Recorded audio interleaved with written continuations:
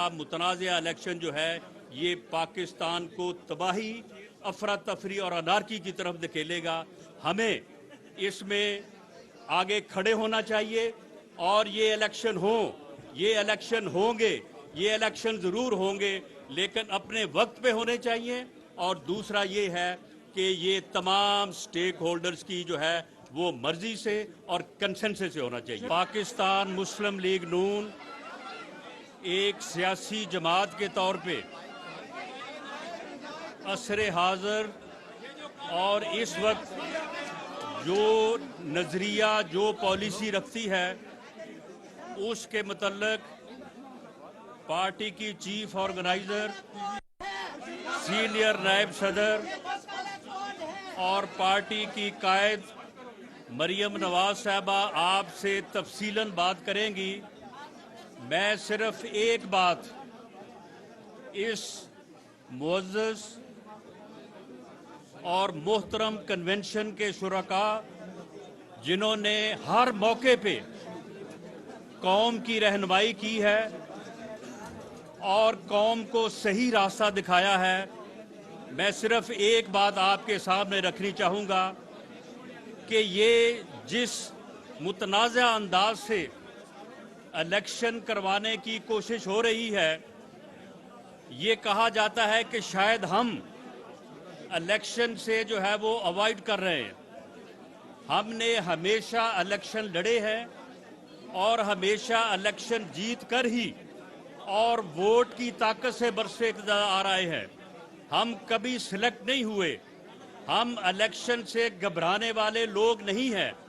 लेकिन मामला ये है कि ये इलेक्शन जिसके ऊपर न सिर्फ सियासी जमातों के दरमियान इत्तफाक नहीं है, सुप्रीम कोर्ट के जजेस के दरमियान भी इत्तफाक नहीं है, जिसमें 3 जजेस जो हैं वो ये बात कर रहे हैं कि जी इलेक्शन जो है वो 14 मई को होना चाहिए और साथ वो शेड्यूल भी जारी कर रहे हैं। इस पे ऊपर इलेक्शन कमीशन को इत्तफाक नहीं है, इसके ऊपर दफाई अदारों को इत्तफाक नहीं है, इसके ऊपर इंटरनल सिक्योरिटी के अदारों को इत्तफाक नहीं है।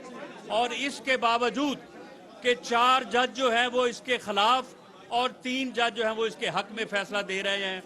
इस किस्म का मुतनाज़ा इलेक्शन, ये हमारी राय है, इस किस्म का मुतनाज़ा इलेक्शन जो है मुल्क को अफरा तफरी और अनारकी की तरफ ले जाएगा।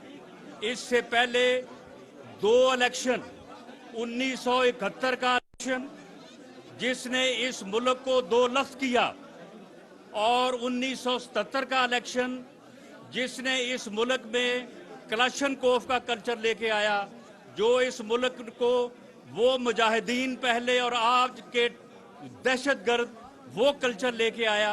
उन 2 इलेक्शंस ने जो कि मुतनाज़ा रहे रिजल्ट के हिसाब से भी और अपने मुनक्कद होने के हिसाब से भी, एक ने मुल्क को 2 लफ्ज़ किया और दूसरे ने मुल्क को जो है वो ऐसी सिमत जो है वो डाल दिया कि आज तक जो है वो हम उस दहशतगर्दी से जो है वो निजात हासिल नहीं कर सके। ये तीसरा इलेक्शन अगर इसी तरह से मुतनाज़े अंदाज से मुनक्कद हो गया, खुदा ना खास्ता, तो ये इलेक्शन जो है वो इस मुल्क की तबाही का बायस बनेगा। हम उस तबाही के रास्ते में रुकावट है। हम उस तबाही को चाहते हैं कि उसको अवॉइड किया जाए। इसके अलावा कोई इलेक्शन से और वोट की ताकत से जो है वो पीछे नहीं हटने वाला। इसलिए हमारी ये राय है और इस राय को सुप्रीम कोर्ट के जजेस की अक्सरियत एंडोर्स करती है। इस राय को पाकिस्तान की बार्स, तमाम मुंतखब नुमाइंदे वकला बरादरी के वो एंडोर्स करते हैं। सिर्फ एक आदमी जो है वो अपनी जिद पे अड़ा हुआ है और उससे पहले एक और आदमी जो अपनी जिद की वजह से कभी लॉन्ग मार्च, कभी जो है वो इंसानों का समुंदर, कभी असम्बलियां तोड़ के वो अपनी जिद से जो है इलेक्शन लाना चाहता है। ये जिद और हट धर्मी जो है ये इस मुल्क को किसी तरह से जो है वो काबिल कबूल नहीं है। मैं आज आपको और आपके वसासत से वकला बरादरी को ये पैगाम देना चाहूँगा, ये गुजारिश करनी चाहूँगा कि इस किस्म का मुतनाज़ा इलेक्शन जो है ये पाकिस्तान को तबाही, अफरा तफरी और अनारकी की तरफ धकेलेगा।